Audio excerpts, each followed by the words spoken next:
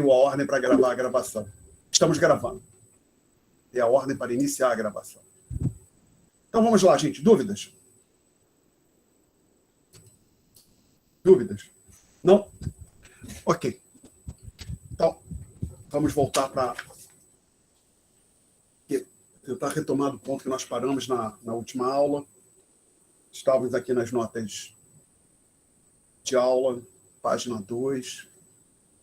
Então, aqui, desculpa, eu quero PDFs no website. Notas. Tópico 1. Esse aqui. Ok.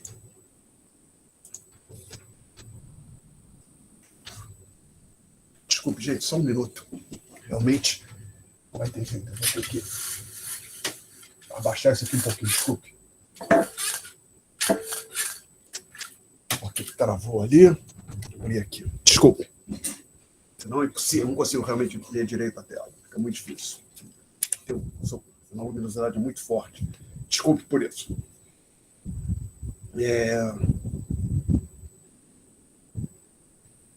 Então, nós estávamos nesta página aqui, já na 3. Sim. Tínhamos obtido a expressão 1, que é essa que está aqui, onde temos a igualdade de produto PIB e renda. Discutimos algumas das implicações, falamos bastante sobre isso aqui. Então, nós íamos entrar, se não me falha a memória, nesta bolotinha aqui. Isso aqui a gente não discutiu. Se alguém aí acha que a gente discutiu esse tópico, me avisa, mas eu acho que não. Acho que a gente parou aqui. Foi isso? Alguém discorda? Ou alguém, a Sáfia concordou? Obrigado. Então, até eu falei, daqui para frente o Y, ele vai usar a letra Y para denotar produto e renda. Pode aqui até dizer que é PIB, que mais na frente, na economia aberta, vai existir uma diferença de... Vamos ter dois conceitos de produto. Um vai ser o PIB e o outro vai ser o chamado PNB, que é Produto Nacional Bruto. A gente vai discutir isso depois. Por enquanto aqui não tem diferença, então o Y é produto, para saber o que pode ser PIB também. Então a gente chama atenção, nesse bullet item que aqui está, que a produção foi comprada. E aqui tem a inclusão da variação de estoques. Então, eu não sei se foi nessa turma ou numa outra, que alguém perguntou, acho que foi na outra disciplina, no livro ele fala a ideia de que, por exemplo, um automóvel semi-pronto, quando só está faltando os pneus, está parado num canto na Volkswagen, guardando os pneus chegarem da fabricante de pneu, ou se estão já, Volkswagen já tem o pneu, mas ainda não montou as rodas.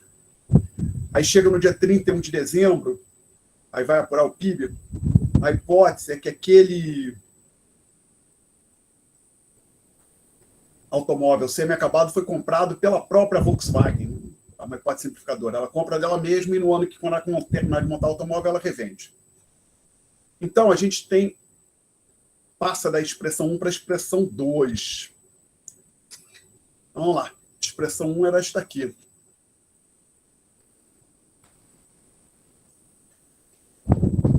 A expressão 2, uma extensão da 1, onde a gente diz o seguinte, que C mais I é igual a Y, que por sua vez é igual a W mais L. Ou seja, isso aqui, evidentemente, é só repetição da expressão 1.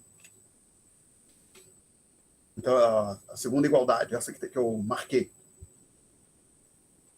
E o que quer dizer? Então, a nova igualdade, esse pedaço aqui. Olha, o que está dizendo assim, isso aqui que é uma economia fechada sem governo, o que acontece? Qual o destino daquilo que a sociedade produz?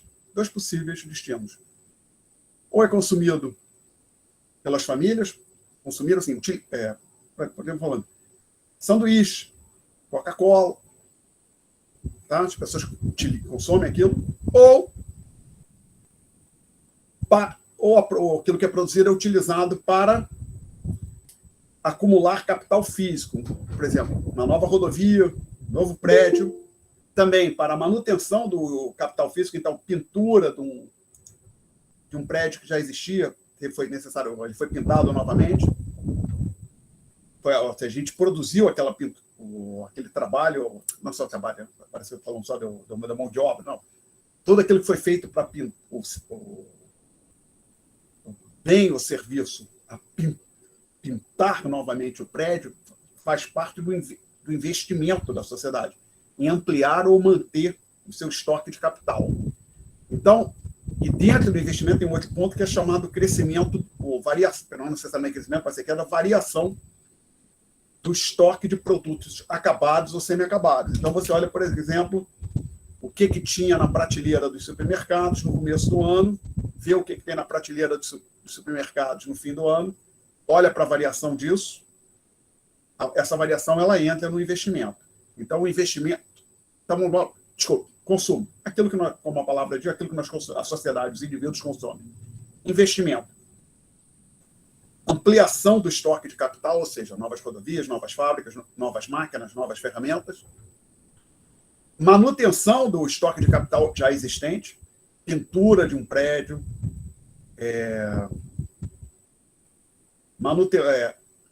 recapeamento de uma rodovia e coisas similares, manutenção do asfalto de uma rodovia, e a chamada variação dos estoques, ou variação dos bens acabados e semi-acabados. Então, você olha para prateleiras do mercado, que são bens acabados, prontos para ser entregues para consumidores, e também bens semi-acabados. Por exemplo, um automóvel que não está pronto ainda no pátio de uma montadora. Tá? Então, a ideia é relativamente simples. O que a sociedade consome, a sociedade produz, o Y, ou é consumido ou é utilizado para investimento. Dentro do investimento, a gente tem ampliação e manutenção do estoque de capital produtivo e aquilo chamado variação de estoques. Tá? Então, a ideia é assim, o que entra no investimento? O nosso esforço,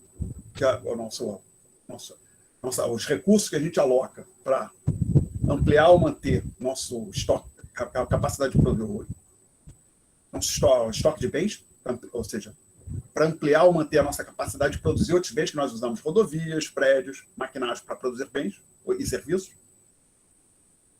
ou também bens acabados ou semi-acabados que estão estocados, tá? Que também serão utilizados na atividade produtiva futura ou entregue para os consumidores no próximo período. Alguma pergunta até aqui? Então, Desculpa, eu tenho. Eu vi no livro que os imóveis residenciais seria investimento, né? E não sim, fazem parte do investimento também, não é consumo, não. Você consegue me explicar mais ou menos por quê? Faz mais sentido ser um consumo, né? Do que você investir. Que na verdade no meu modo de ver, tem uma imperfeição nisso, tá? Uma imperfeição, como isso é apurado. Inclusive, alguns economistas, tem alguns trabalhos, eles tentam corrigir essa imperfeição que eu vou falar aqui. É que aquilo que nós chamamos de bem de consumo, vamos pensar assim, tem dois tipos. Você já conhece a expressão linha branca? Não. Linha branca são aqueles bens tipo geladeira, que muitas vezes são brancos, mas agora nem tem prateado, né? Geladeira, micro-ondas, fogão, que os bens de consumo são separados em dois tipos, duráveis e não duráveis. Então, um bem de consumo não durável, um sanduíche. Durável, uma geladeira. No meu modo de ver, os economistas me pensam assim, os bens de consumo duráveis deveriam ser tratados como bens para investimento. Tá certo? Se você for pensar o que a geladeira faz, você não come a geladeira, ela te presta um serviço. As coisas, assim como um imóvel residencial te presta um serviço, tá? Que é o da residência, morar nele, tá ok? Então, eu prefiro pensar assim, a gente deveria contabilizar no investimento, botar lá dentro os bens de serviços duráveis também, tá? E aí, claramente, o imóvel residencial entraria lá, tá certo? Mas aí não está claro para mim por quê. O que acontece na prática é que a aquisição de bens de consumos duráveis, como geladeira, micro-ondas, eles são contabilizados no C, no consumo. E o imóvel é computado tudo no investimento. Eu não sei se pode ser, porque até seria difícil separar os gastos ou a produção de novas edificações Inclusive, por exemplo, suponho que aqui no Rio de Janeiro é bastante comum, por exemplo, Copacabana tem, por exemplo, alguns imóveis, aqui na rua que eu moro, eu acho que todos os imóveis são estritamente residenciais, até onde eu sei. Todos os prédios. Só. Não tem consultório médico, não tem estabelecimento comercial, não tem consultório de médico ou dentista nos prédios. No centro do Rio de Janeiro, grosso dos prédios são comerciais, mas tem alguns residenciais também. Poucos, mas tem.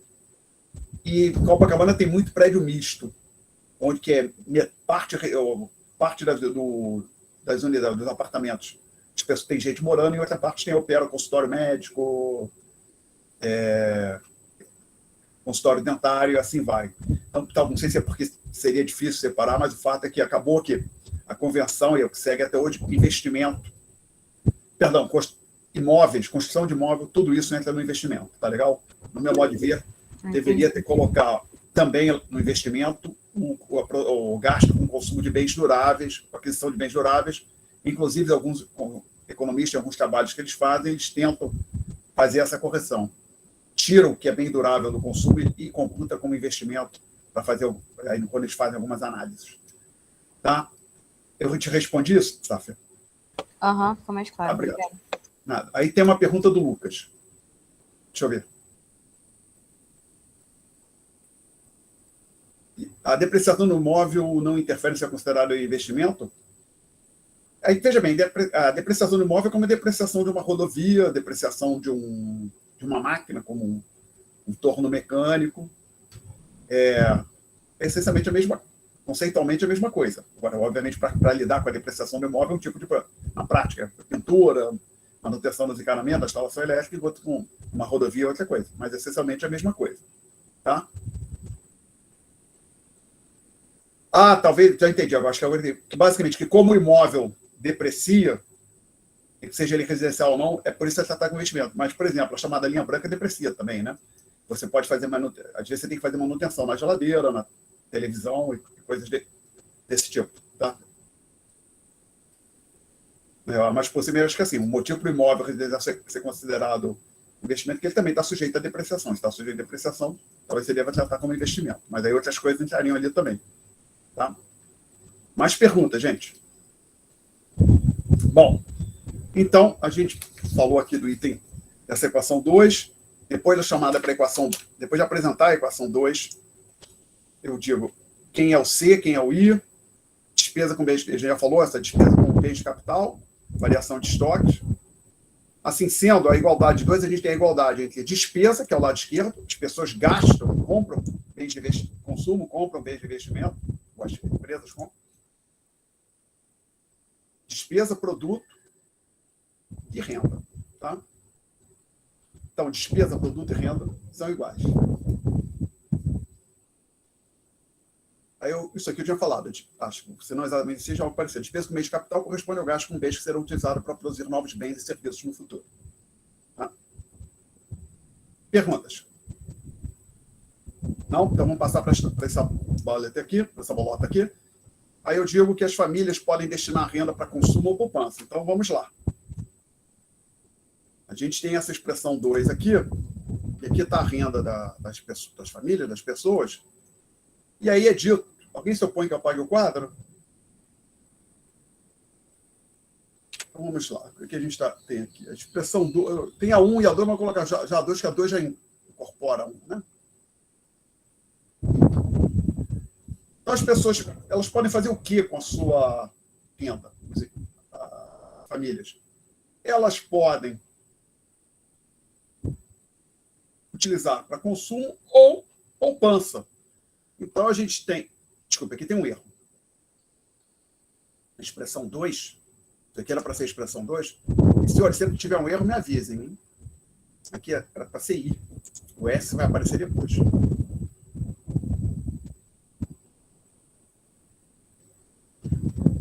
Então, o que é isso aqui?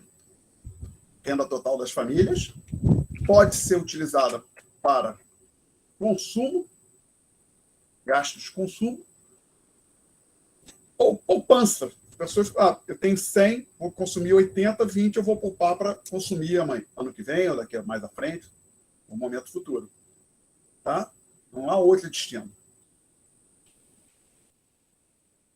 Alguma pergunta até aqui? Aí eu observo o seguinte, como eu tenho que o C mais I é igual a W mais L, eu junto. Eu posso concluir que este senhor é igual a este aqui. Então, em algum momento está escrito nas notas de aula que C mais I é igual a...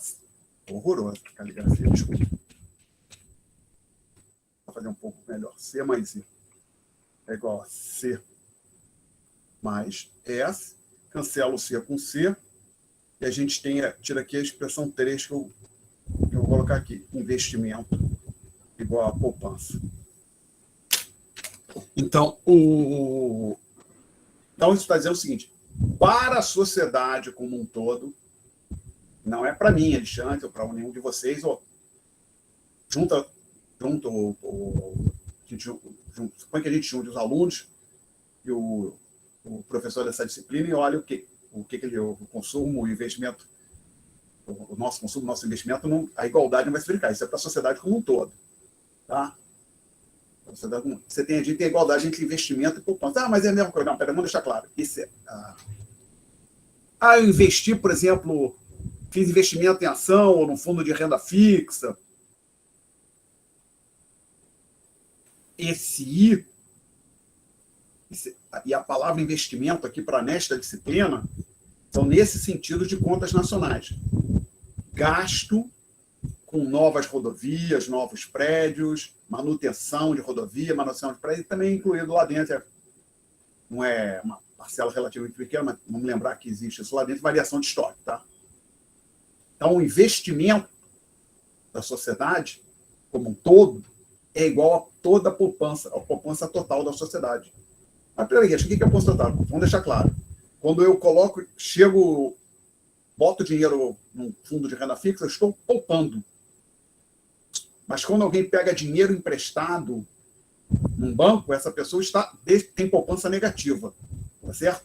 Então, você tem que olhar para a sociedade como um todo, olhar para todos os agentes poupadores, ver que são poupadores líquidos, conta que eles estão poupando ao todo, olhar para os despoupadores. Então, digamos assim, poupança, os sujeitos que são poupadores líquidos, ao todo, eles poupam 10. Os despoupadores despoupam 5. Então, a sociedade como um todo, ela tem uma poupança de 5.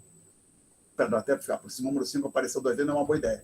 Porque os poupadores têm uma poupança de 10, aqueles sujeitos que precisam de financiamento ao todo precisam de 3, então a poupança da sociedade como um todo é 7. Tá legal? Perguntas até aqui? Não? Bom, e agora qual é a implicação disso? Mais uma notícia ruim, que, por exemplo, a gente está começando a aprender economia. A gente fala, não, mas a gente precisa... já sabia disso, mas aí fica mais claro, a gente precisa de rodovias para escoar a nossa produção, para as pessoas irem de um lado para o outro. A gente precisa de máquinas para construir automóveis, ou computadores, ou que diabo seja. A gente precisa de novos prédios, ou outro tipo de edificação para acomodar as pessoas, também para as empresas poderem operar. Então, digamos assim, para a gente poder produzir mais, a gente tem que investir mais também, para ampliar nosso estoque de capital, um dos caminhos para aumentar a nossa produção. Então, vamos fazer o seguinte, vamos investir. O país vai entrar num grande programa de investimento. Só que aí o problema é o seguinte, né? A sociedade como um todo tem que poupar mais, tá certo? Então, inclusive, é o seguinte, se você for pensar o seguinte, o investimento que eu faço hoje, a princípio, ele vai aumentar minha capacidade produtiva o ano que vem, tá? Ou mais à frente. Nos próximos períodos. Não necessariamente no ano que vem, que às vezes demora. Às vezes começa a construir um prédio hoje, isso demora 3, 4 anos para o prédio ficar pronto. Então, observe que não é exato. Alguns autores, o modelo que eles pode acontecer uma expansão do investimento hoje a puxar a atividade econômica imediatamente e gerar um aumento no PIB, mas a princípio, se você dizer que o produto contemporâneo está dado, o produto hoje está dado, para você investir mais, você precisa reduzir o consumo hoje, tá legal? Ok? Então você não faz Você não faz esse investimento de graça, né? Você tem que abrir mão de alguma coisa. Tem um trade-off. Tá? Na prática, entre consumo presente, consumir hoje, e ampliar, investir, ou seja, ampliar a nossa capacidade produtiva no futuro. Tá? Perguntas? Não? Então, aí a consequência disso aqui é que na hora que você tem essa igualdade, também, é que para o I crescer, o S tem que crescer, que era mais ou menos o que eu estava falando, girava em torno disso. Para investir mais, você tem que poupar mais. Tá? E poupar quer dizer o seguinte, ter recursos em mão e desistir de consumo, não utilizar para consumo. Tá? Sacrificar o consumo. Tá? Alguém quer fazer uma pergunta até aqui? Bom, o que mais que eu falo aqui? Professor? Alguém ia fazer uma pergunta. Pode. Quem é? Anderson. Pode falar. Desculpa, professor, só um instantinho que tá caindo aqui. Ah, voltou. Mais para frente a gente vai ver, por acaso, se eu não me engano, acho que é paradoxo da parcimônia. Ou não? Eu lembro do paradoxo da parcimônia, que a sociedade poupa mais, ela fica mais pobre, é isso? Isso. Vocês mesmo vão falar se a gente conseguir cobrir o último tópico, o penúltimo. Beleza. O chamado modelo keynesiano básico. Sim. Onde isso acontece também. Tá? Por isso que aqui, quando eu estava falando, fiz a qualificação. Eu falei que, que às vezes, alguns economistas consideram que uma elevação no investimento hoje aumenta o PIB hoje. Tá? Por isso que eu falei, olha, assumindo que o PIB presente está fechado, está dado, para você investir mais, você tem que consumir menos. Tá legal? Ok? Beleza, professor. Mas a ideia, assim, tem também o problema é, quando a gente estudar o modelo keynesiano, se você todo mundo resolver poupar mais, pode acontecer da sociedade ficar mais pobre. Tá? Levar uma queda do PIB. Pode acontecer. Bom.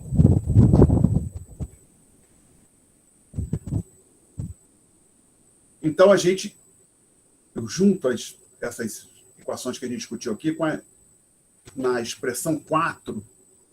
Alguém se opõe que eu pague o quadro?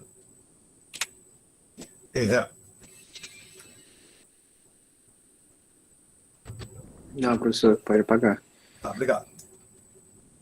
Então, a expressão 4, na verdade, as expressões numeradas com 4, que são duas linhas, a gente tem y é igual a c mais i, que por sua vez é igual a c mais s, e i igual a s. Ah, professor, cadê o w mais l que tinha na expressão 1, na expressão 2? Daqui para frente ele não mais vai falar nem do w nem do l. Tá? A gente vai lidar só com a 4, assim como o manual faz. Então, essas são as principais igualdades que a gente tem que ter em mente para uma economia fechada sem governo. Tá? E eu menciono aqui depois, eu talvez devesse ter colocado esse comentário depois da expressão 3, interpretação da última igualdade, ou seja, esta aqui, que é a 3, né? O investimento é financiado pela poupança, literalmente. Basicamente, alguém quer construir um restaurante, tenta levantar um empréstimo, ampliar o seu restaurante. O dono de um restaurante quer ampliar o seu estabelecimento, ele vai pegar dinheiro emprestado no banco para financiar, literalmente, a reforma, ou a compra de um imóvel do lado, alguma coisa. Já responde, Gabriel. Então, a gente usa a expressão financeira e é literalmente isso. A nossa poupança financia o nosso investimento. Aí, essa é a parcela da renda que não é consumida. C é consumo. S, poupança, da palavra em inglês savings. Tá? Então, a gente usa a letra S. Tá? Então, até aqui, a gente está numa economia fechada, sem governo. Professor, Oi. por exemplo, se a gente pega, você falou que para investir você tem que poupar, né? É financiado pela poupança. Essa é a prerrogativa. Se a gente pensa num esquema financeiro tipo de pirâmide, Sim, tipo agora Ponzi. você tinha falado ali no Tipo de esquema Ponzi. Tá. Ele é ilegal porque ele vai contra essa prerrogativa, tipo, por mais que, eventualmente, até certo ponto, ele acaba dando retorno para quem está nele. Vamos lá. Vou tentar deixar um exemplo bem claro. O que eles chamam de pirâmide é que assim, não, quando eu era jovem, da idade da sua idade, mas na mesma época, teve uma febre aqui no Rio de Janeiro, agora de pirâmide, que basicamente era uma coisa do tipo, cada um entra com, você entra botando R$100, mas você sai com R$1.000 ou 800, alguma coisa assim, né? Esse tipo de coisa, vamos tentar falar disso. Ali, na verdade, o que está acontecendo é simplesmente, não tem poupança, não tem nada acontecendo. Basicamente, algumas pessoas estão dando dinheiro para as outras e o que acontece? Quem sai, por exemplo, alguém que botou 100 e saiu com 800 é porque outros perderam 700, literalmente, naquele tipo de esquema que eu vi, mexendo naquela época. O que acontecia era isso, simplesmente transferência de dinheiro de recursos de uma pessoa para outra. Não acontecia geração de riqueza, não acontecia nada. Por que eu estou dizendo isso? Porque quando alguém... de novo, vamos pensar numa sociedade aqui no Brasil, que os bancos fazem muito, eles recebem depósitos, dinheiro dos seus depositantes, eles compram título do governo. No mundo inteiro isso acontece, títulos públicos. Vamos supor uma sociedade sem governo, o banco recebe um depósito, aí ele empresta para o setor privado, até porque não tem governo. Aí alguém no setor privado vai fazer um investimento, por exemplo, um novo restaurante, uma nova fábrica, e lá na frente vai pagar o empréstimo para o banco com juros. Aí o banco também, mais à frente, paga alguma coisa para o seu depositante, tá? Se for um depósito que rende juros, tá certo? Aquele pirâmide, vamos colocar assim, uma pirâmide pura, onde não tem nenhum investimento num restaurante ou numa nova fábrica como contrapartida, só tem transferência de dinheiro. Você pode, tá certo? E normalmente o chamado esquema de Ponzi, o truque ali é que é o seguinte: o sujeito faz assim, ele diz que tem um investimento sensacional, aí ele vende aquilo para 10 pessoas, aí mas tem que, digamos, honrar o compromisso com elas daqui a um mês. Aí só que no próximo mês ele consegue, inclusive com aquelas 10 pessoas involuntariamente ajuda a divulgar, passar para frente, ou falam para um parente, um irmão, um amigo, tem esse investimento muito bom com aquele cara ali. Aí, ao invés de 10, 20 pessoas fazem o investimento. Então, ele pega parte do que ele recebeu das 20 pessoas e paga aqueles 10 que daqui a um mês ele tem que pagar. E agora, na próxima rodada, ele consegue mais 30. Só que uma hora para de chegar gente nova. E aí, ele não tem como pagar ao colapso, tá certo? Mas ali não tem nenhuma geração de riqueza, não tem nada. Eu respondi a sua pergunta, Lucas? Não, respondeu, porque eu estava pensando, tipo, num caso de você estar lá com essa prerrogativa de que você tem que poupar. Aí você entra com dinheiro. No caso, só uma transferência. Só que, tipo, você acaba tendo um retorno. Meio que é um investimento. Não. Uma coisa, eu falei aqui, tinha que ser a poupança agregada total da sociedade, tá? No caso do chamado esquema de Ponzi, o que está acontecendo é o seguinte: algumas pessoas estão poupando e o cara que está gerindo o esquema é um despoupador, tá certo? Ele está ganhando dinheiro em cima da poupança, ele tem poupança negativa. Você pode interpretar aquilo lá como um empréstimo que o camarada, mais à frente, ele não vai pagar, vai dar um calote, tá? Tranquilo, obrigado. Nada. Bom, então o que a gente faz no último bullet item aqui dessa página 3, a gente vai introduzir o governo. Agora vai entrar o governo, isso vai ficar mais complicado. Inclusive, vamos precisar de mais umas letrinhas. Então, a gente vai usar a letra G para denotar os chamados gastos correntes do governo. O que são gastos correntes? Todos os gastos que não sejam de investimento. Então, por exemplo, conta de luz do governo federal, aqui no Brasil, está no G.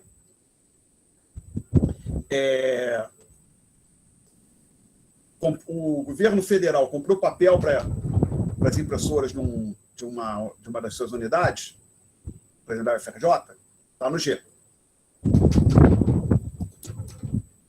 Ok? E quando o governo federal constrói um prédio novo, a UFRJ constrói um prédio novo, que faz parte do governo, da instituição do governo, da UFRJ. Então, isso entra no I, tá certo? vai estar dentro do investimento. Então, o G são os gastos do governo que não são gastos de investimento, esses são gastos, chamados gastos correntes. Tá? E a gente tem uma outra letra além do G, que é a chamada arrecadação tributária líquida. O que é isso? Todo de imposto que o governo, e quando eu digo falar governo é amplo, no caso do Brasil envolve governo federal, estadual, municipal, executivo, legislativo, judiciário. Tá?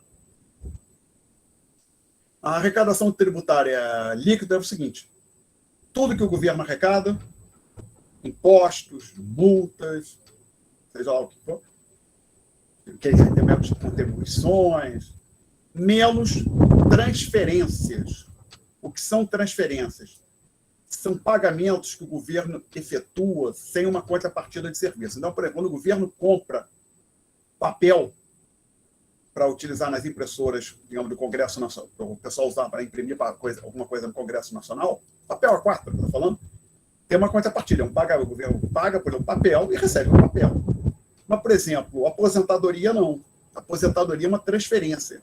O governo paga para o aposentado, seja INSS ou um servidor público aposentado, e não recebe nenhum serviço.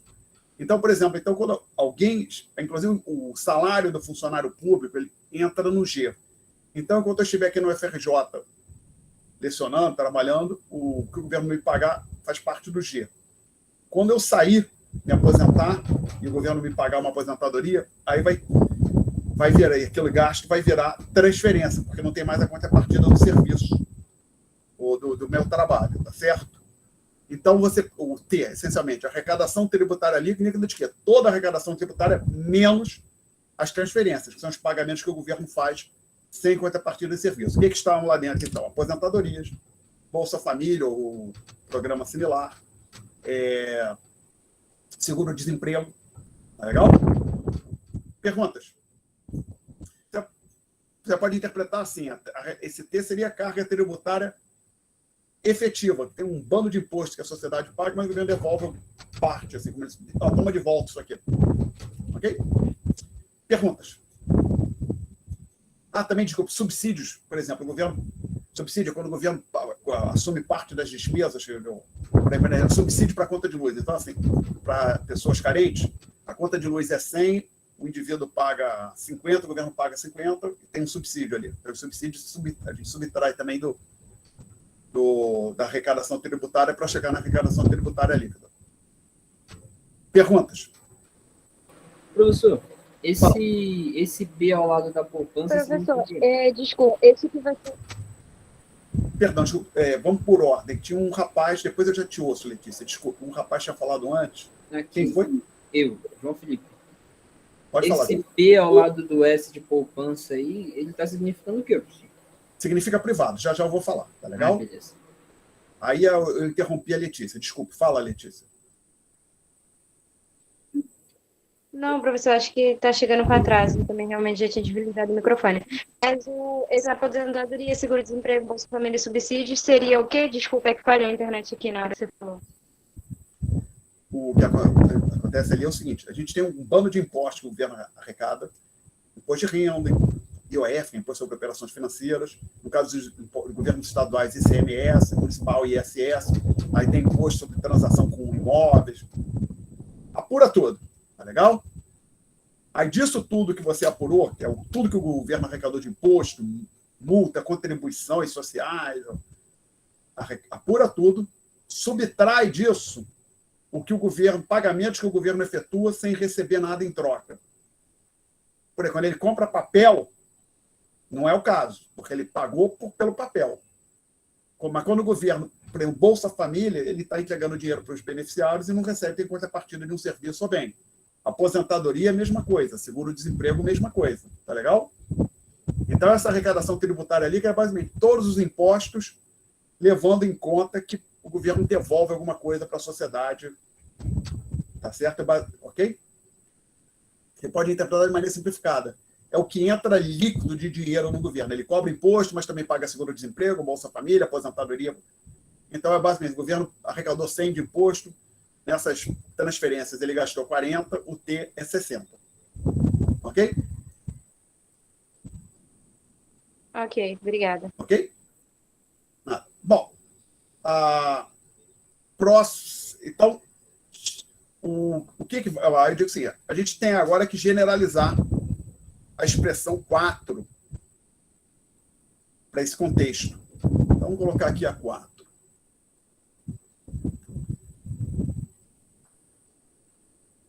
Não, a 3. Não, é 4 mesmo, desculpe. Y.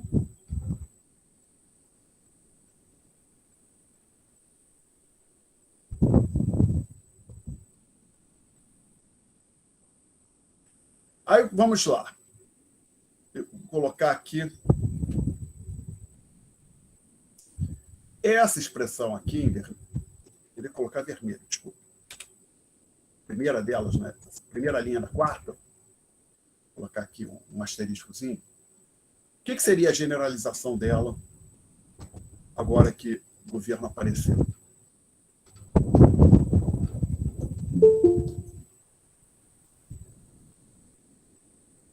Agora temos um governo aqui. Olhando para a generalização da primeira linha. Assim, a gente ainda vai ter aqui o PIB. Ele vai ser. Agora, desculpe, misturei a 4 com a 5, né? Isso que eu escrevi aqui está errado. Isso vai aparecer depois, ainda não tem, tá? É só C mais I aqui na expressão 4.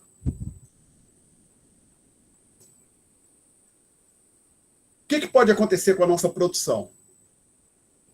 Ela ainda pode ser consumida pelas pessoas, pelas famílias.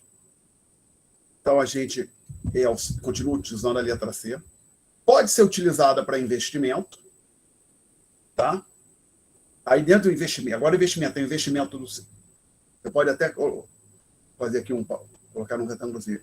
Você pode interpretar que o investimento agora ele tem 2 pedacinhos, 2 componentes. O investimento privado e o investimento do governo. Então, a Vale constrói um prédio, isso está no IP, empresa Vale, o prédio está no IP.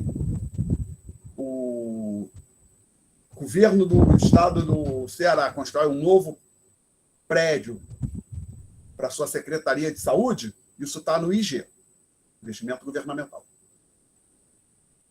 Além disso, tem os chamados gastos correntes do governo, o G. Então, a produção, PIB, pode ser alocado para consumo das famílias, para investimento ou para consumo. Pode dizer assim, o G é o consumo do governo. Ou seja, o G está para o governo, assim como o C está para as famílias, para o setor privado. E a renda das pessoas? Pode ter 3 destinos agora. Pensar como todo a renda. Consumo, poupança, e agora aqui eu coloco um P para deixar claro que essa é poupança só do setor privado, que ele vai ter aqui algo que a gente vai chamar de poupança do governo. Mas também esse pagamento de impostos em termos líquidos, né, já levando em conta as transferências, tá ok? Alguém quer fazer uma pergunta até aqui?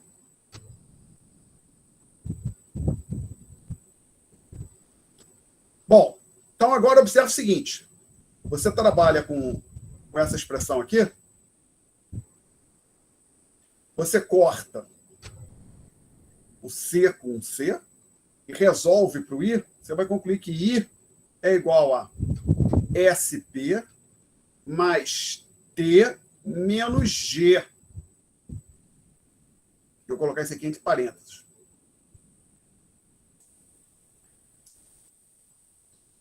Tá?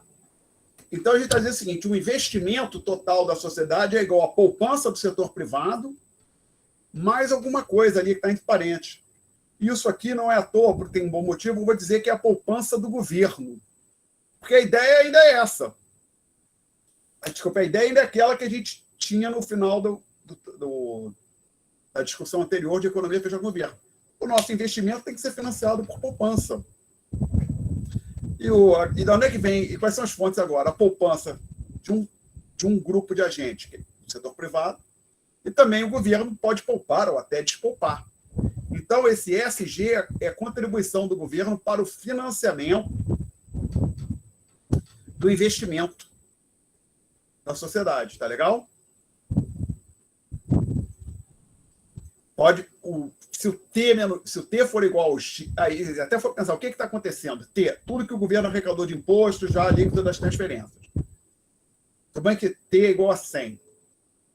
G é igual a 90. O governo, basicamente, tinha 10 unidades monetárias, ou 10 bilhões, que ele poderia ter consumido, mas ele não fez, ele poupou aquilo lá. Então, esse ESG é a chamada poupança do governo. Tá? E também contribui para o financiamento do investimento da sociedade.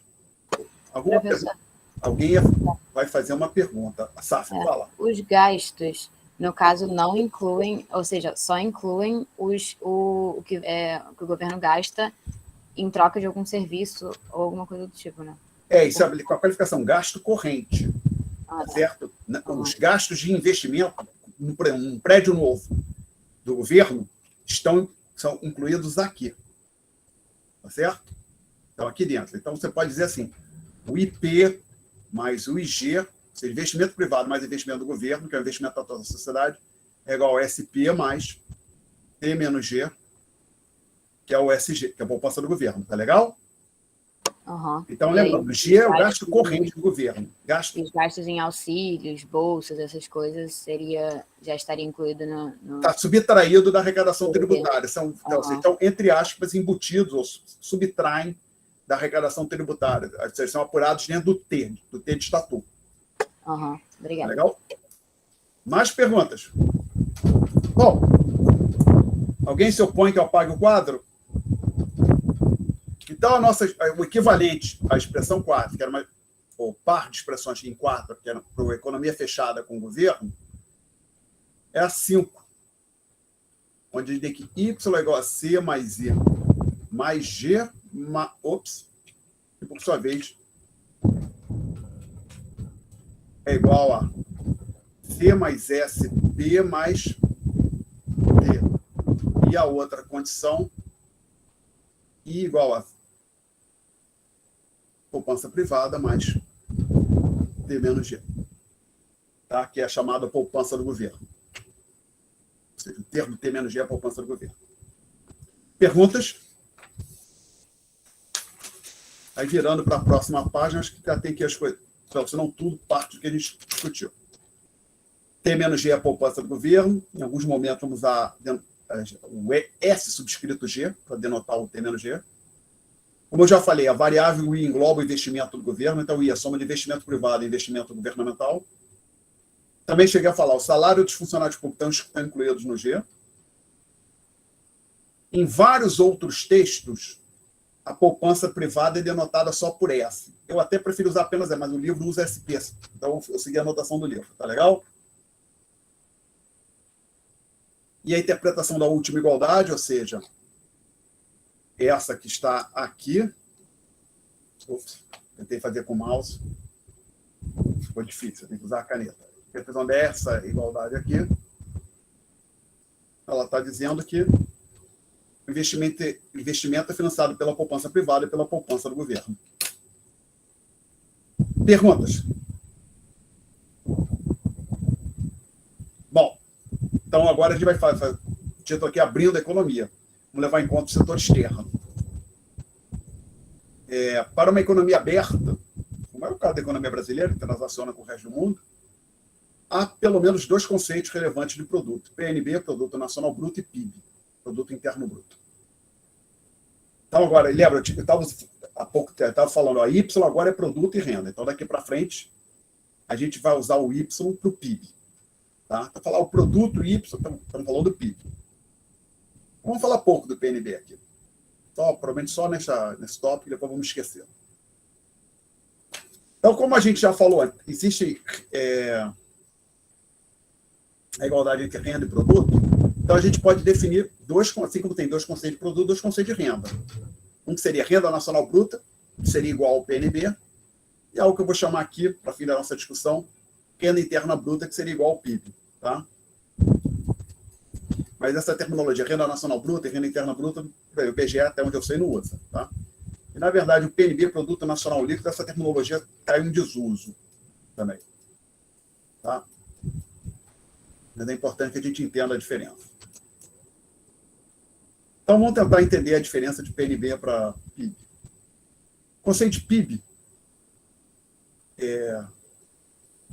hoje tem algo que chamam renda nacional líquida, se não me falha a memória, que é essencialmente seria igual. É um conceito de renda associado àquilo que se chamava antigamente de PNB.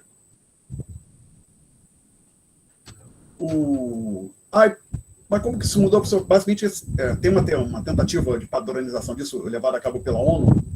Então, a ONU define os critérios. Por que tem padronização? Para você poder comparar.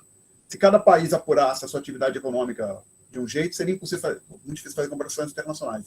Então, a ONU define alguns padrões que os países tentam seguir. Tá? Então, até uns anos existia, o conceito de PNB era, entre aspas, oficial. Aí, agora, pelo que eu sei, ele parou de ser oficial. Mas sem enquanto livro de texto, é uma ideia importante. Vamos tentar separar, apesar de explicar qual é a diferença do PNB para o PIB. Então, eu digo aqui nas notas de aula que o conceito de PIB está associado à produção de bens e serviços em uma dada região geográfica, usualmente um país, como a gente vai fazer. Tá? Então, tem o PIB do Brasil. Então, quer dizer, tudo que foi produzido no território brasileiro. O conceito de PNB corresponde à produção gerada pelos residentes, sejam pessoa física ou jurídica, de uma região geográfica, seja na região em questão ou fora dela. Tá?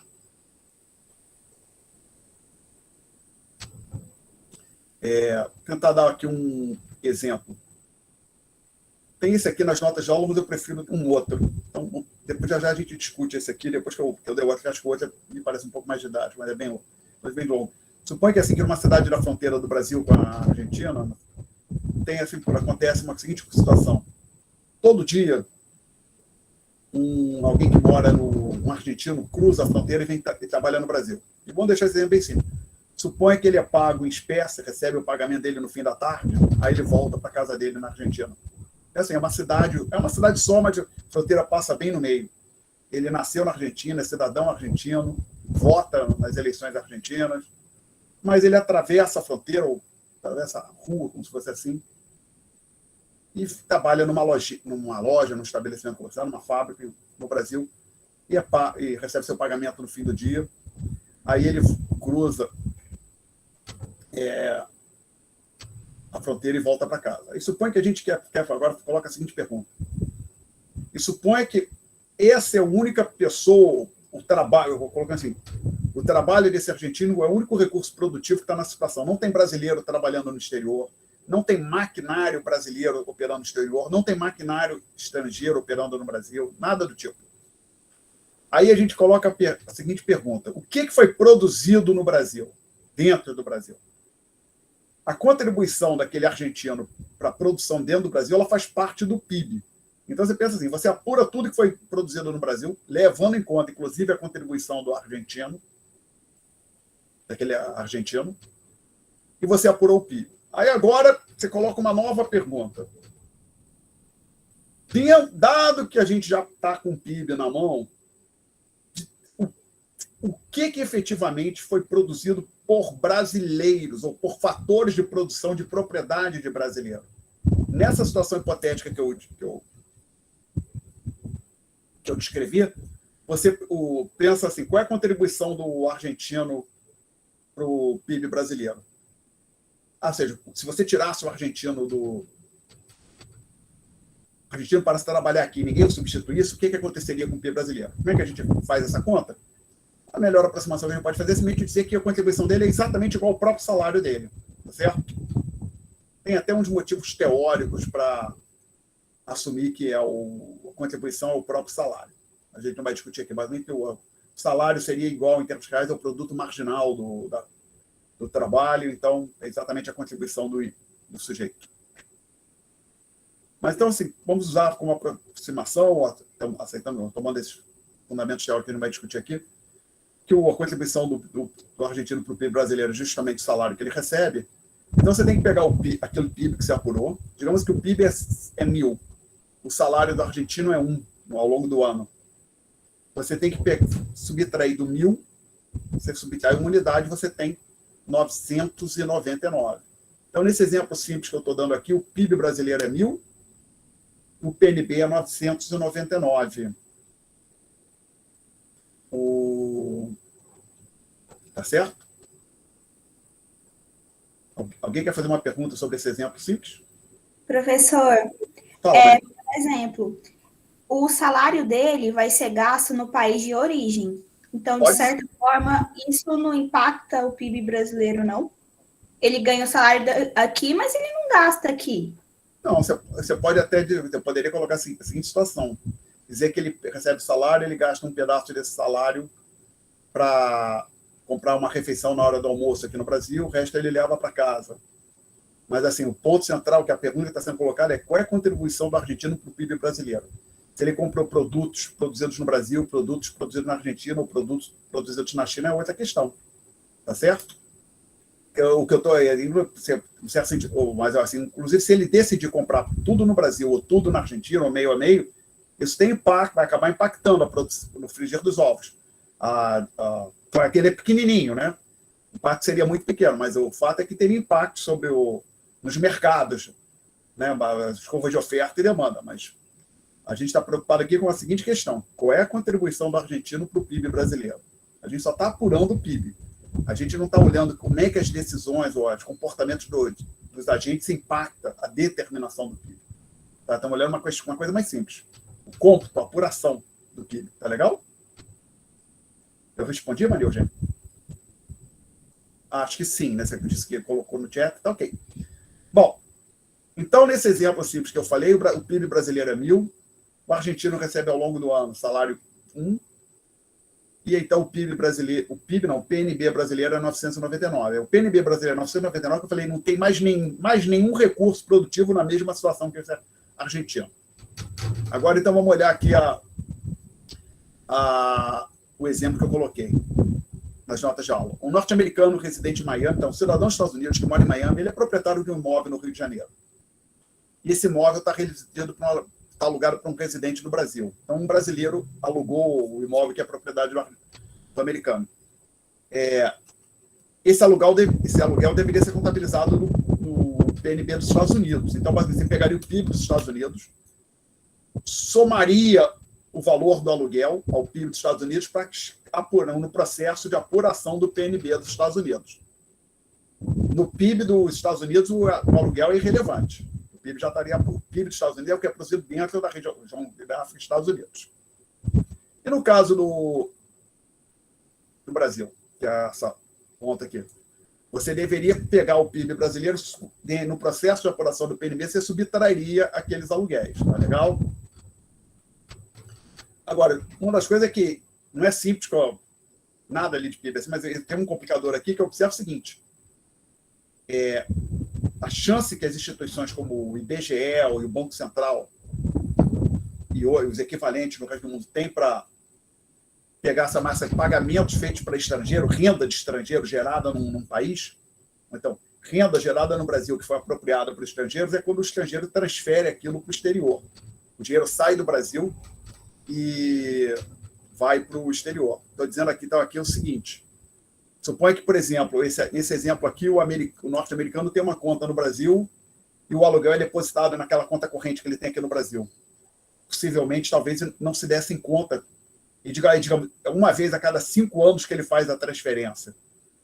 Se detectassem o pagamento da renda no momento que ele passa o dinheiro do Brasil para os Estados Unidos, que ele faz há 5 anos, você não computaria você não levaria em conta esse aluguel na hora que você está apurando o PNB do Brasil nos Estados Unidos, mas ano a ano, como deveria ser feito, mas a cada 5 anos você levaria em conta o total de 5 anos. Tá certo? Paciência, é o que pode ser feito. Alguém quer fazer uma pergunta até aqui? Tá? Então, agora só o diabo é que a coisa não é tão simples, não é só um argentino ou só um imóvel alugado. Assim, tem um bando de brasileiros trabalhando no exterior, tem um bando de estrangeiros trabalhando no Brasil, e não é só trabalho, outros fatores produtivos também, capital. Então, você tem vários tipos de renda, não apenas salários, lucros, aluguéis e outros tipos. Então, a gente pega todas essas rendas e apura o que se chama renda líquida enviada ao exterior.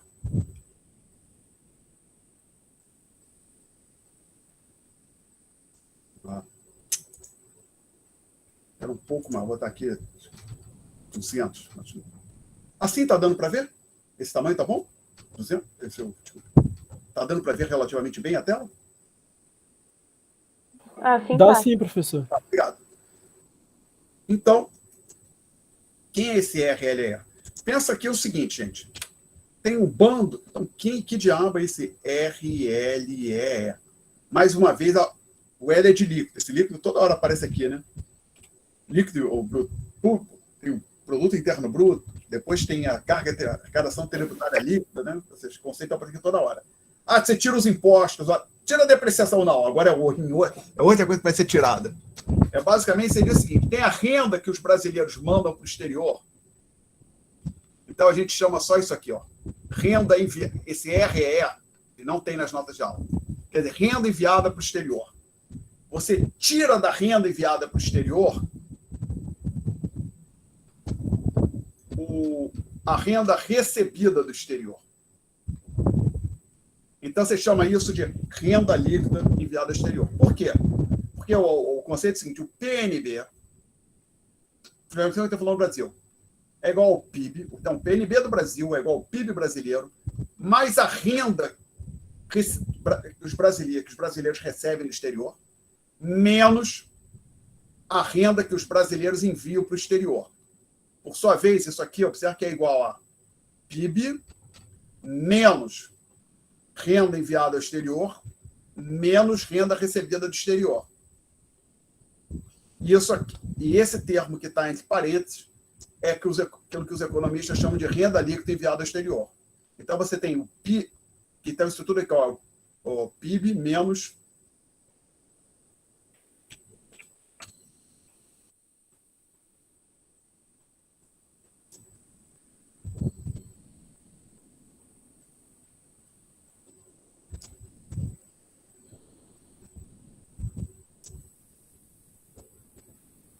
Professor, não seria PIB mais?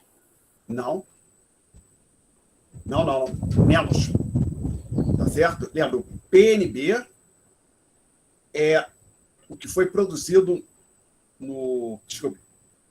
Pensa aí, aquilo que se produziu no mundo que pode ser atribuído aos brasileiros. Então, você pega o que você produziu dentro do Brasil, soma a isso a renda que os brasileiros receberam e subtrai a renda que os brasileiros pagaram. Tá. Talvez ficasse mais fácil se eu tivesse que colocar aqui em vermelho. Colocar assim. Desse jeito. Nessa ordem. E até colocando um parênteses só para deixar claro. Mais isso aqui. O que seria isso aqui do jeito que eu escrevi? Matematicamente é a mesma coisa, mas talvez fique mais claro. Você pega o PIB, que é tudo que foi produzido aqui dentro, tira do nosso PIB aquilo que foi produzido, a contribuição dos estrangeiros, de fatores estrangeiros, seja trabalho ou outro tipo de fator de produção. Tá legal? Uhum. E aí você soma, agrega agora o que fatores brasileiros contribuíram para o PIB do resto do mundo, para a produção no resto do mundo, que é esse pedacinho aqui. Tá legal? Tá, tranquilo, valeu. Perguntas? Então, alguém se opõe que eu apague o quadro? Então, senhores,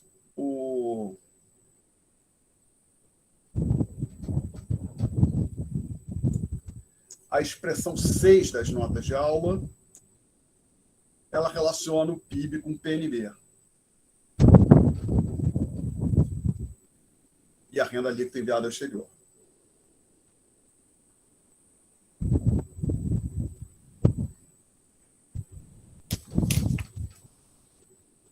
Perguntas. Aí eu apresento a expressão 7. Eu chamo de identidade básica do PIB. É a mais simples de todas. É assim, o que se produz no país. Pode ser consumo, mais investimento, mais gasto do governo, mais exportação. Pode ser exportado também. Tá? X é exportação, tá? É a segunda letra da palavra export. Export, tá? E vai aparecer com o M, importações. Letra Então a gente usa o X para denotar as exportações e M para denotar as importações. Então, senhores, ainda não acabou, está faltando um pedacinho ainda ali, tá? Aquela expressão está incompleta.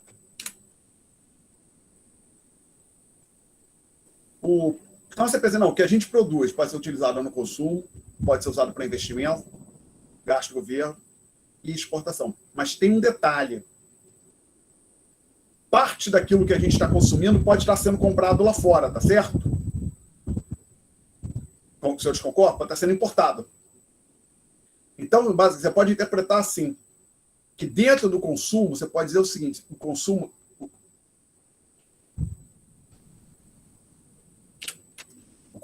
ele pode ser decomposto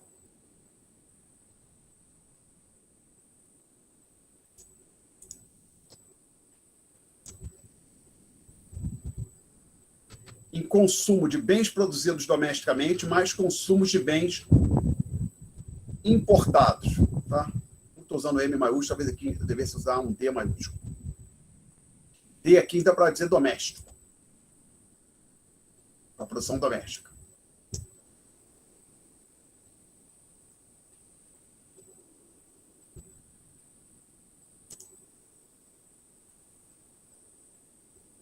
Obviamente, vale a mesma coisa para o investimento. O investimento parte dos, por exemplo, dos bens que do nosso investimento, por exemplo, uma fábrica nova, por exemplo, um maquinário novo, uma máquina nova, um torno mecânico novo, ele pode ter sido produzido no Brasil ou ter vindo do exterior. Tá? Então, o investimento tem um pedaço desses bens que foram utilizados para investimento, que foram produzidos no Brasil, e outra parte importada. E pode também, por simplicidade, assumir que o governo também pode estar importando. O governo pode comprar papel aqui ou importar o papel, sei lá, da Argentina. Exemplo simples. Ops. Então, o GD é o gasto do governo com bens produzidos no Brasil e o GM, gasto do governo com bens importados do exterior. Por exemplo, o FRJ compra um livro estrangeiro um livro que não foi escrito no Brasil, um livro em inglês, vendido lá fora para colocar nas suas bibliotecas, isso faria parte do GM. Tá? Então, o que acontece é o seguinte, não é correto dizer que o PIB, aquilo que foi produzido no Brasil, é igual a isso aqui, porque aqui dentro tem alguns itens, possivelmente a bens que foram produzidos, em valor, né? Bens que foram produzidos, lembrando que o PIB é apurado em valores monetários, bens que foram produzidos no exterior. Então, você tem que subtrair o M, as importações totais. Porque, lembra, o total das importações, veja bem, o que a gente importa ou é para consumo do setor privado, ou para investimento, ou para gasto do governo, ou para consumo do governo, desculpe.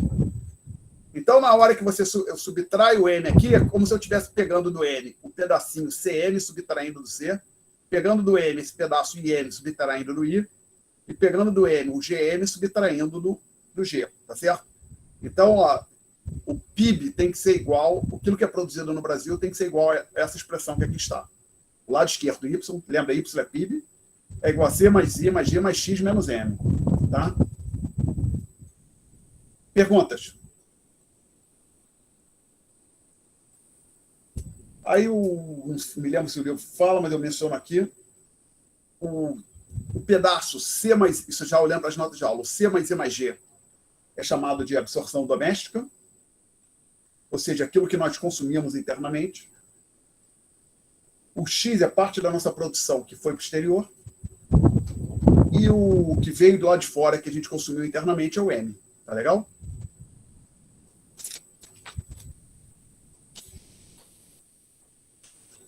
E um ponto importante, não sei se eu acho que eu falo mais à frente, mas ou talvez não fale, mas um dia vamos falar aqui agora. X menos M não é o que se chama de exportação menos importação, de que se chama de balança comercial. Aquilo que toda volta e meia para jornal, balança comercial é apenas exportação e importação de bens.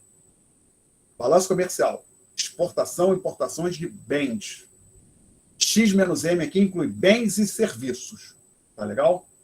Então, você tem o X inclui exportação de bens e exportação de serviços.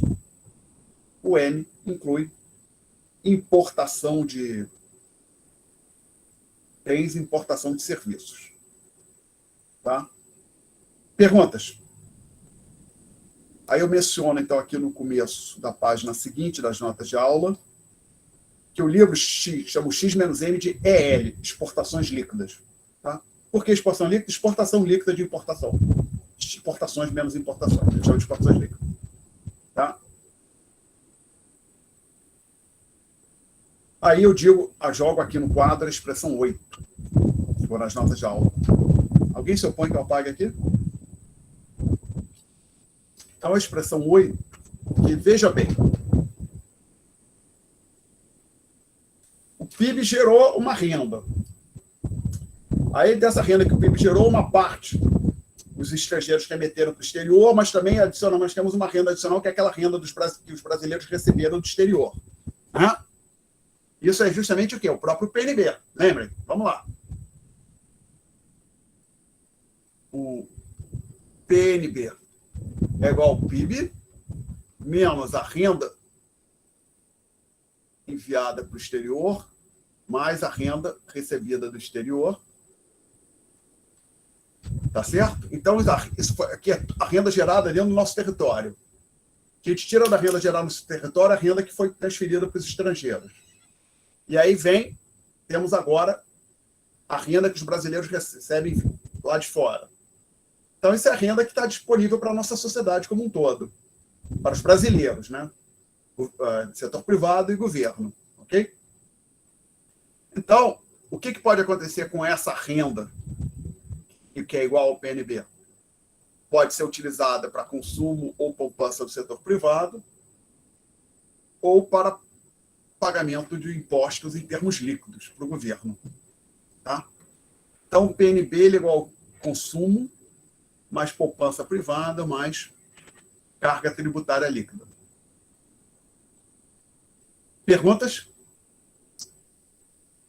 Então, aí o que a gente vai...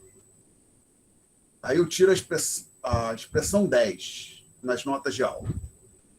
Vamos lá. Olhar linha a linha. Perdão, tem uma discussão aqui. Antes, estava indo rápido demais. Tem a expressão 8 aqui, desculpe. O 10 vem depois. Aí eu digo, combina as 3 últimas igualdades. Quem são essas 3 últimas igualdades? 6, 7 e 8. Então, vou apagar o quadro, colocar aqui a 6.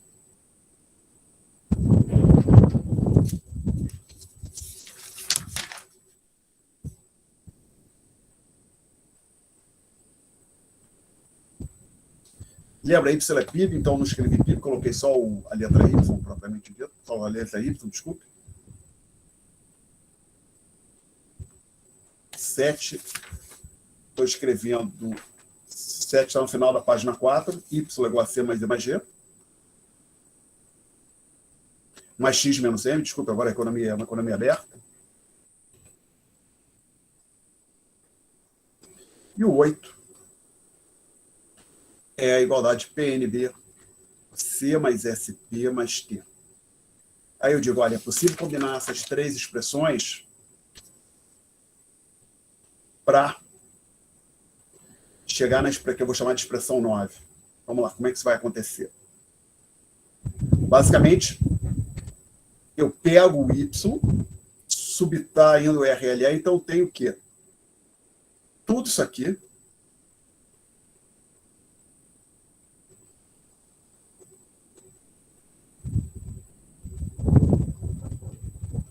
é igual ao quê? É igual ao próprio PNB. Isso aqui eu não escrevi na nota de aula, que por sua vez é igual, porque isso tudo aqui é o PIB. PIB menos RLE é igual a PNB.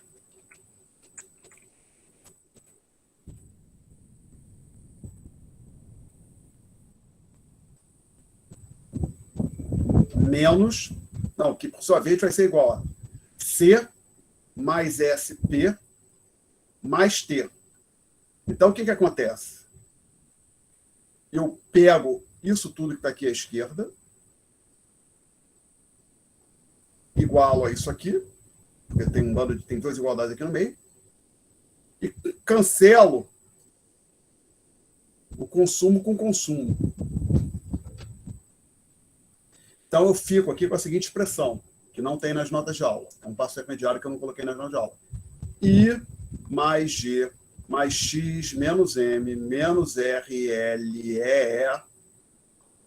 é igual a SP mais T. Aí eu isolo o investimento, deixo ele sozinho do lado esquerdo, isso vai aparecer nas notas de aula. Então, o investimento é igual a SP mais T menos G, ou seja, joguei o G que estava aqui à esquerda para o lado direito, menos tudo isso aqui, ó.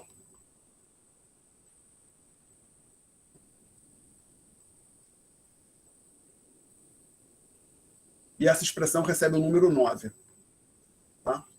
Perguntas até aqui? Não? Então a gente vai avançar mais um pouco. Essas Fala, expressões que Letícia, não estão na nota de aula, elas estão no livro? Não, tem não. Então, precisaria copiar aqui ou estarão disponíveis depois no YouTube, se tudo correr como planejado, tá legal?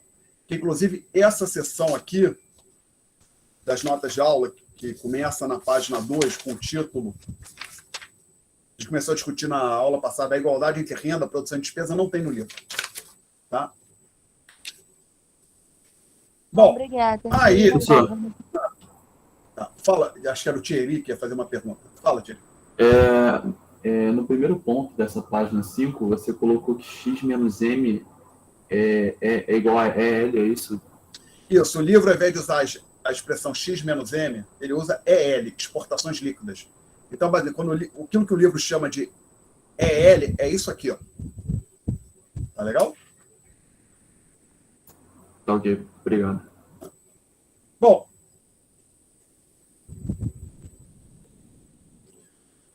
então a gente chegou na expressão 9.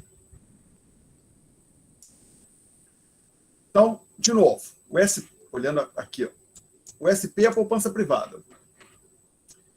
O T menos G, assim como antes, é a poupança do governo. Então, a gente tem que o nosso investimento é igual a poupança privada, mais a poupança do governo, mais um termo que apareceu ali. Estamos falando desse termo aqui. Ó. Desculpa. Queria marcar, não consegui. Isso é borracha, desculpa. Estamos falando, incluindo o sinal de menos, tá? Quem é isso? Então, vamos lá, gente. Isso os economistas chamam de poupança externa. Agora, pensar, numa sociedade qualquer, o seu investimento pode ser financiado pelo setor privado da sociedade, pelo governo da sociedade, e pode ser financiado pelo setor externo, pelos estrangeiros. Então, esse pedaço que eu circulei, que é uma fonte de financiamento para o I,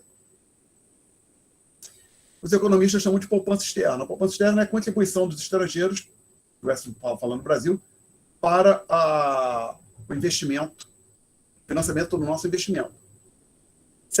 Agora, a poupança externa pode ser positiva ou negativa. Tá legal? Por exemplo, vamos facilitar. Suponha que o RLE é 0, que o EM é 0 e que o país está exportando 10.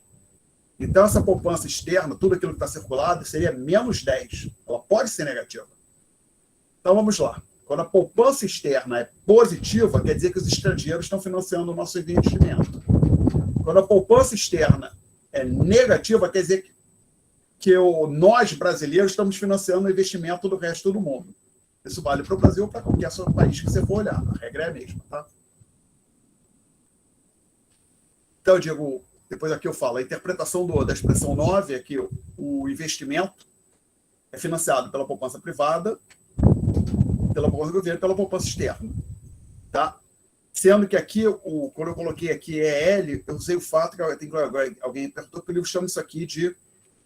Eu chamo X menos M de EL. Para escrever um pouquinho menos, eu coloquei isso EL. Tá? Aí, aqui tem um erro. Pode cortar isso aqui. Aqui, num outro curso de economia internacional, macro, eu discuto o balanço de pagamentos. Aqui não. Então, isso não vai acontecer. Vamos ficar só com a discussão de hoje. Então, esse termo, X menos M, menos renda líquida enviado exterior, é também conhecido como saldo em conta corrente do balanço de pagamentos. O balanço de pagamentos é um instrumento contábil utilizado por entidades como o Banco Central, FMI, ONU também, para apurar todos os pagamentos realizados pelos transações entre residentes e não residentes de um país. Então, o balanço de pagamento do Brasil tenta apurar todas as transações que envolvam brasileiros com não brasileiros. Tá? E o investimento, basicamente, o balanço de pagamento tem 2 pedaços. Um local onde se apura chamada transações correntes, por exemplo, compra de bens, pagamento de um brasileiro contrata um seguro no exterior, isso entra na conta corrente. E um outro pedaço que é relacionado a investimento, movimentações de itens de capital, investimentos em bolsa no exterior, entra na outra parte, na chamada conta capital do balanço de pagamentos. Então, conta corrente, como o nome deixa claro, registrar as chamadas transações correntes, compra e venda de bens, pagamentos de seguros e assim vai, pagamento de renda também entra na conta corrente. Então, a ideia é o seguinte, você pega o saldo X menos M, que é tudo que o país exportou, menos o que ele importou de bens e serviços, subtrai disso a renda que ele líquido enviado ao exterior, você tem o chamado saldo em conta corrente do balanço de pagamentos. Tá? Aí a pergunta que isso pode colocar, mas por que diabo isso é poupança externa? Vamos colocar aqui de uma maneira, eu discuti aqui, tentar deixar isso aqui de uma maneira intuitiva, nesse ponto aqui. Então, só lembrando, isso aqui não tem.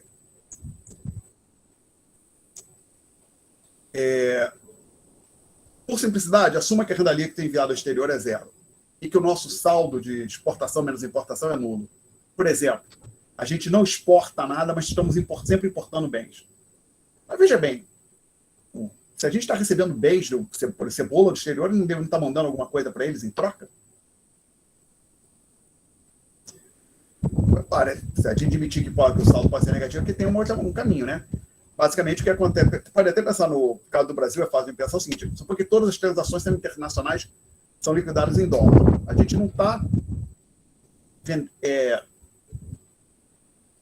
exportando nada.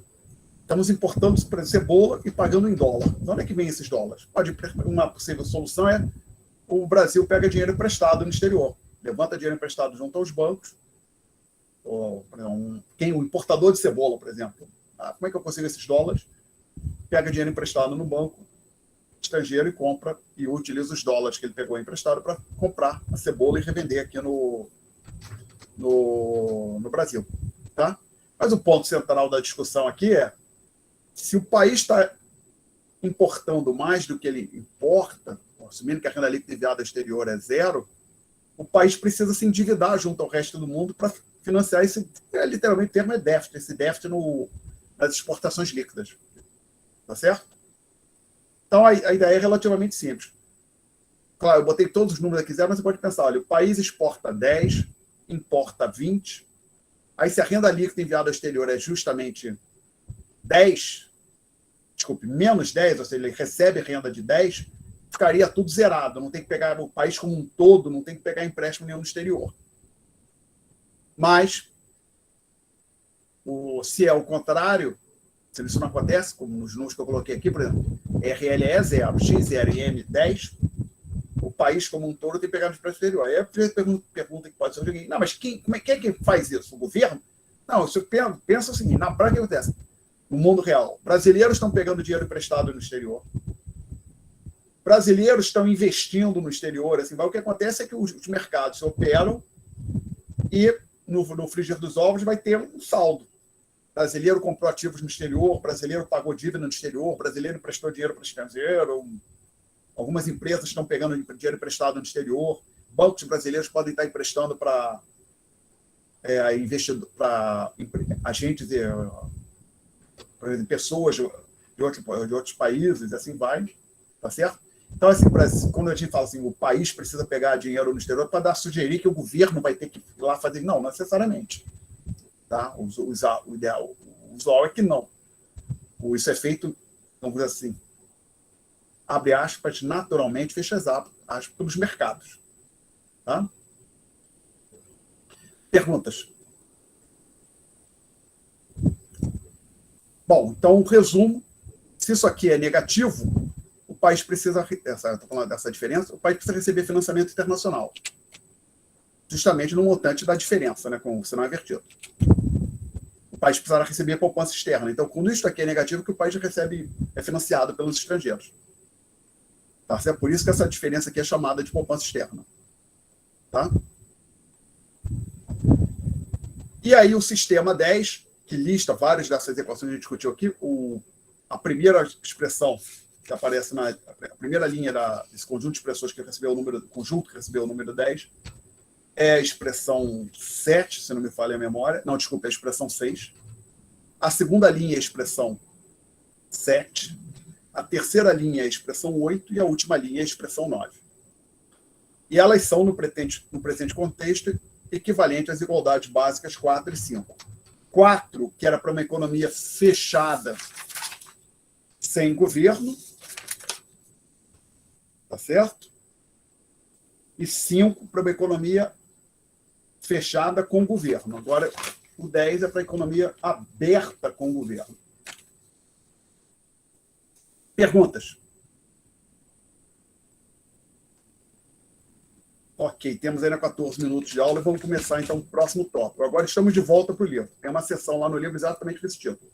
PIB real versus PIB nominal. O nosso problema são a chamada variação de preço ao longo do tempo. O que eu estou querendo dizer?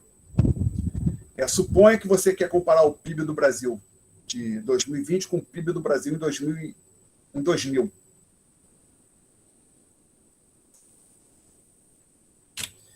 E lembrando, então, qual é a ideia do PIB? Como assim, então, que a grosso modo,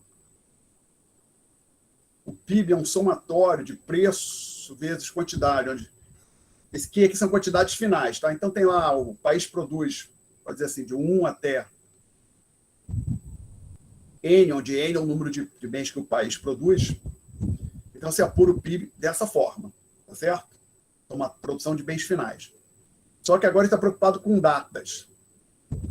Tá? Então eu vou colocar aqui um subscrito T adicional, tá legal? Então, suponha que você quer comparar o PIB em 2 anos diferentes. E para deixar o problema bem simples, suponha que a gente colocasse aqui uma tabela, quantidades e preços para 2 anos.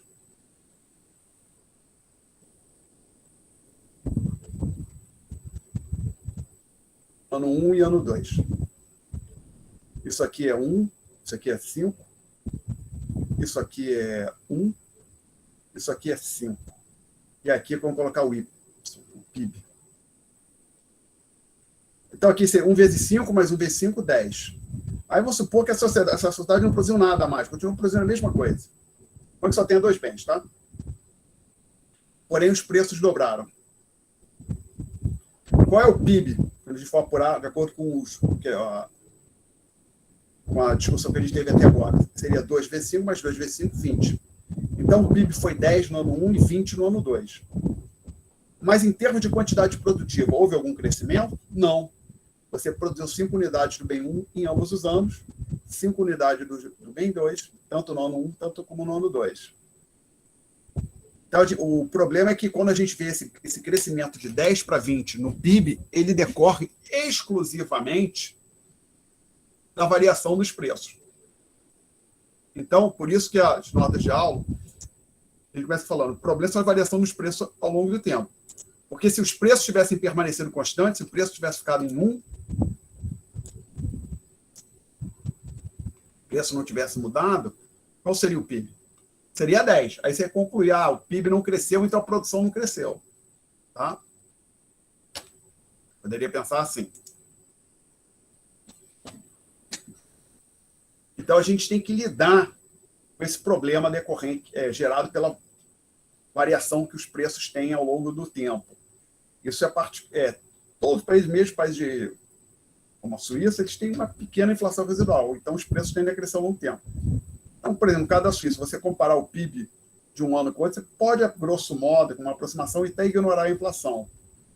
Mas se você for comparar no espaço de 30 anos, 20 anos, aí já dá uma diferença grande. Tá? Então, a gente, para lidar com esse problema gerado pelos preços, a gente vai ter que fazer vem agora com 2 conceitos. PIB real versus PIB nominal. Então, a ideia é o seguinte, o PIB real responde à seguinte pergunta hipotética. qual seria o valor do PIB deste ano se fossem adotados os preços de outro ano? Que é mais ou menos o que eu já fiz aqui. Você pode reparar que eu peguei os preços do ano 1 e joguei aqui para calcular o PIB do ano 2. Tá certo? Então você pode reparar que esse 10 em vermelho aqui, ele faz isso. Ele apura o PIB do ano 2 usando os preços do ano 1. E é isso que o livro diz que deve ser feito. É o que os economistas fazem. Perguntas até aqui?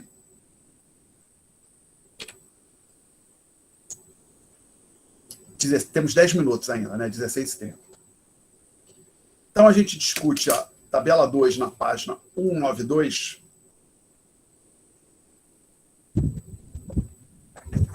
Que eu acho que é essencialmente essa que eu coloquei aqui. 99% de certeza, só me permito conferir. Sim. A tabela 2 na página 192 do livro-texto é essa. Só que ele chama ao invés de escrever cachorro-quente, eu uso a letra C para denotar cachorro-quente, e ele fala hambúrguer, eu uso a letra H para denotar hambúrguer. Tá legal? E ele coloca assim, ele escreve preço dos cachorros-quentes. Escreve, então ali, o cara está escrito preço dos cachorros-quentes. Eu coloco PC, então é preço. Então, PC, preço do cachorro-quente. QC, quantidade de cachorro-quente produzida. PH, preço do hambúrguer. QH, quantidade de hambúrguer produzida. Então, aqui eu calculo o PIB, chamado PIB nominal, que é o PIB calculado com os preços, entre aspas, verdadeiros, que se verificaram no ano, para os 3 anos. Então, como todo... Eu vou fazer aqui o seguinte. Vamos ver se a gente calcula pelo menos o PIB nominal, e a gente, na aula que vem, retoma aqui dessa tabela usando o PIB real. Para não copiar toda essa tabela, eu vou dar um print screen aqui. Eu vou abrir o glorioso Paint.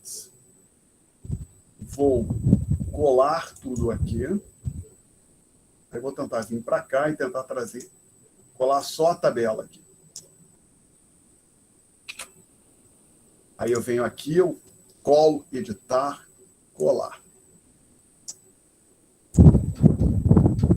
Estou colocando a tabela aqui, para ter a informação que não precisa ficar olhando, tá? Então, agora eu quero calcular o PIB. Não, nas notas de aula eu usei o subscrito 2010, tá?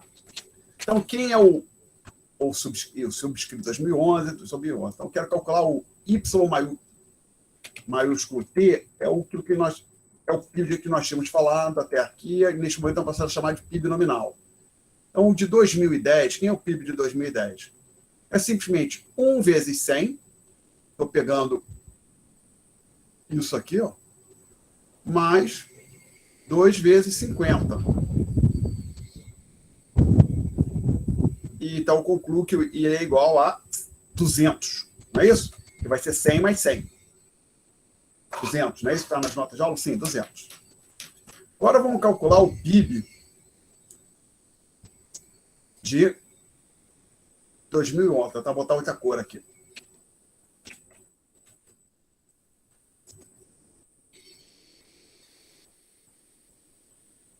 Ele vai ser igual a... Tem que levar em conta esse fator aqui, esses dois termos, 2 vezes 150, mais 3 vezes 100. Então, vai ser 300 mais 300, 600. Não é isso? 600, perfeito.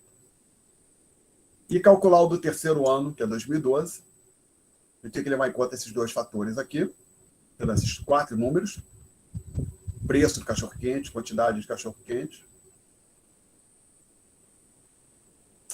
Então, vai ser 3 vezes 200, mais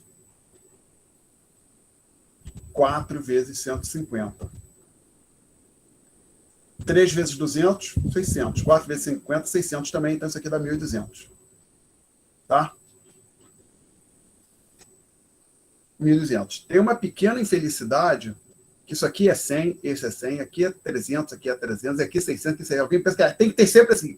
O que você achou aqui nesse produto, se é 600, aqui é 600, então vai ser uma regra, porque aqui também foi 300 com 300, e aqui teve 100 com 100. Não, foi uma mera coincidência, uma infelicidade dos números que o autor selecionou, tá? Então, o problema que a gente tem aqui é que parte, quando a gente olha aqui, esse ganho de 200 para 600, e de 600 para 1.200, esse crescimento do PIB que você vê, de 200 para 600, 600 para 1.200, parte, quando vão olhar a passagem daqui para cá, é devido à passagem de 50 para 100 e de 100 para 150 nas quantidades produzidas, mas tem um pedaço que é devido ao crescimento dos preços. Tá? Todo mundo entendeu o problema? Alguém quer fazer uma pergunta? Então, o que a gente faz aqui? O que os economistas fazem é o seguinte, eles pegam um ano, chamam de ano base, e fixam os preços naquele ano. Então, a ideia é basicamente o seguinte, eu vou sempre trabalhar com esses preços aqui, 1 e 2. Tá? E para todos os anos, eu vou calcular o PIB usando esses preços. Então, quando chegar na hora de calcular o PIB de 2011, ao invés de usar os preços 2 e 3, eu vou usar os preços 1 e 2. E na hora de calcular o PIB de 2012, ao invés de usar os preços 3 e 4, eu uso mais uma vez os preços 1 e 2. Então, vamos fazer aqui um exemplo, depois na aula, quando começar a aula que vem, a gente toma daqui e faz com mais detalhe. Eu falei rapidamente aqui, por exemplo, que eu chamei de Y. Minúsculo. Lembra que eu usei Y maiúsculo, que é o chamado PIB nominal. Para o PIB real, eu estou usando o Y minúsculo. O que seria o Y de 2011? É o PIB de 2011 que eu apuro usando os preços de 2010. Então, eu vou pegar 1 vezes, que é o preço do cachorro-quente de 2010, vezes 150, mais 2, que é o preço do hambúrguer em 2010, vezes 100, que é a quantidade de hambúrguer produzida em 2011. Então, o Y de 2011 vai ser igual a 150 mais 200. 350. Sim. Agora, vou marcar aqui em vermelho 2 variáveis para a gente comparar. Ou 2 valores. Este aqui e este aqui. Essa variação de 200 para 350 é devida à variação de preços? Não, porque eu mantive os preços constantes. Trabalhei nas 2 apurações, ó. 1 e 2 aqui. 1 e 2 aqui. Então, esse ganho de 150, esse crescimento de 150 unidades no PIB, é devido única e exclusivamente à variação nas quantidades produzidas, porque eu fixei os preços. Todo mundo entendeu a lógica?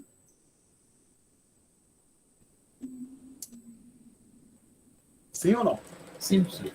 Só uma perguntinha. Você tá falando agora do PIB e falando do crescimento. Teve uma vez, recentemente eu vi um vídeo, o cara comentando sobre o PIB do Brasil, ele tava falando que o crescimento de 1,5%, acho que de 0,5%, não caracterizava um crescimento real. Essa parte da matéria seria talvez um dos motivos? Não necessariamente. Normalmente, quando sai na imprensa que o PIB brasileiro cresceu 1%, assim, que saiu aí, em 2021, o PIB brasileiro cresceu 1%, por exemplo. Já é o crescimento real. Normalmente esse 1% é calculado pelo próprio IBGE, o IBGE já faz o cálculo fixando os preços, como eu discuti aqui agora, tá legal? Ah, sim. Então, provavelmente, essa pessoa utilizou o real, ele quer dizer o seguinte, né? Era um crescimento abaixo do crescimento da população. Vamos lá, se a população cresce, se o PIB cresce 1% e a população cresce 1%, o chamado PIB per capita fica constante, tá legal? Então, possivelmente, houve uma mistura na terminologia, tá certo? Ah, beleza. Okay? Então, que não era um crescimento real, no sentido que esse crescimento do PIB, que já era levado em conta, ajustado, levando em conta, fixando os preços, não era suficiente para o PIB crescer mais que a população, de forma que os brasileiros, em média, tivessem uma renda maior. Ok? Ok, entendi. Professor, Fala. como é feito para para escolher o ano base? É arbitrário. Já o que acontece, pelo que eu entendo, o que acontece é o seguinte: você pode imaginar que tem um ano, você tem que ter várias maneiras de fazer. Você pode, por exemplo, fixar um ano como base 2000 e calculando tudo de 2000 para frente. E o resultado varia, depende do ano base que você escolhe. Então, você escolheu como ano base, digamos, 2000, e concluiu que em 2010 o PIB brasileiro cresceu 5%. Se você mudar o ano base, vai mudar o resultado. Você não vai obter 5% em 2010, não, tá legal? Outra coisa que pode acontecer é você fazer sequencialmente. Por exemplo, o que eu estou dizendo? Desculpa, deixa só esse sequencialmente. Desculpe, Bernardo. Permita-me só fazer o seguinte. Deixa eu minimizar aqui. Quero fechar isso aqui para deixar claro para todo mundo. O que aconteceu, então, aqui na aula? A gente discutiu esta tabela. Fizemos isso aqui direitinho. Dei uma pincelada, mas não terminei esta bolotinha aqui. Tá certo? Só dei a ideia do que a gente vai fazer nessa bolota. Tem uma ilustração. Na verdade, eu calculei o 200 e o 350. A gente vai fazer... Então, na próxima aula, a gente começa nessa bolota. Então, eu vou colar a tabela lá, refazer essa conta aqui e a gente começa a discutir com mais detalhes essa bolota. A discussão desta bolota aqui está incompleta. Esta outra bolota aqui a gente nem entrou. Tá? Então, respondendo a pergunta do Bernardo. Como é que escolhe o ano base? Arbitrário. Então, inclusive, depende. Não tem, mas não tem solução. É um problema que a questão da variação dos preços que existe e não tem uma solução perfeita para essa questão. Assim como a gente vai ver depois, não existe uma taxa de inflação verdadeira, existem várias, tá? Taxas de inflação. Depois a gente vai para o próximo ponto. Mas tem uma maneira assim mais, sei lá, comum de ser feita, assim, que é mais usada? No entendimento, a mais comum que é feita é a seguinte: você faz sequencialmente, você faz o seguinte.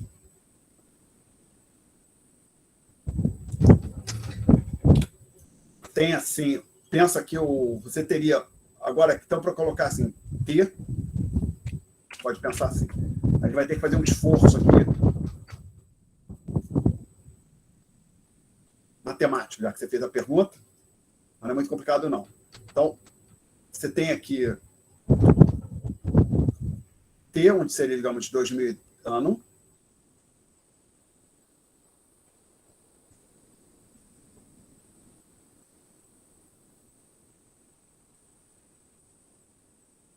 Aí tem digamos que, só que não são só 2 bens, tá? Então, são 15 mil, um número, não é final, mas um número grande. Então, eu vou colocar assim, um vetor de preços, tá? Uma lista de preços, com, digamos, esse vetor tem 100 mil coordenadas, você tem um outro vetor de quantidades com 100 mil coordenadas, tá legal? Aí, então, você tem aqui um P 2010, que é vetor também, um Q 2010. Aí você faz aquele produto de preço 1 com quantidade 1, preço 2 com coordenada 2 e calcula o PIB aqui de 2010, tá legal? Aí você vem, calcula da mesma jeito o PIB de 2011, usando a quantidade de 2011 e aqui o PIB nominal de 2011. E é uma coisa aqui, deixa eu parar em 2012, acho que vai ser suficiente para ilustrar. E se lembrando, sempre vetor, tá? Que é um vetor de preço e um vetor de quantidade. O Y é um número. Alguma pergunta até aqui, Bernardo? Não, tudo certo. Tá. Aí, agora, na hora que eu for calcular o crescimento real, eu faço o seguinte. Eu faço isto, junto esses dois aqui. Aí, com esse aqui, aí dá uma taxa de variação percentual aqui, que seria o crescimento, ou seja, o crescimento real em 2011 é calculado, você calcula a puro PIB de 2011 com os preços do ano anterior. Tá legal? De 2010. Ah, entendi. Aí, para o ano seguinte, você faz o seguinte. Preço com quantidade de novo. Isso, aí você calcula uma nova taxa de... Então, basicamente, é como se a cada ano o ano base mudasse se fosse o ano pretérito. Ok? Entendi. Obrigado, professor. Nada. Mas assim, aí agora eu pergunto, não tenho certeza se é assim, se eu penso que tenho 99% de certeza que é isso. Porque eles usam encadeado, tá legal? Então, assim, quando você pega no IBGE, usa a expressão encadeado, o PIB encadeado, ou taxa de crescimento encadeado, alguma coisa assim. Então, quando você pega se pegar no IBGE uma planilha de Excel dizendo taxa de crescimento real do PIB nos últimos 20 anos, meu entendimento, o IBGE fez para cada ano uma conta desse tipo que eu estou ilustrando aqui no quadro. Tá certo? Tá, beleza. Obrigado. Mais perguntas, gente?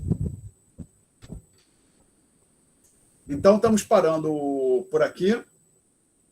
Hoje é quinta, então terça-feira nós nos encontramos novamente. Agradeço a atenção dos senhores e tenham um bom fim de semana e a gente se vê novamente neste espaço virtual na terça-feira. Eu não posso sair da aula sem derrubar, sem parar de gravar, senão a gravação fica correndo. Aí fica um vídeo de 10 horas, fica meio complicado. Vai demorar muito tempo para botar lá no YouTube, né? Então, parar a gravação.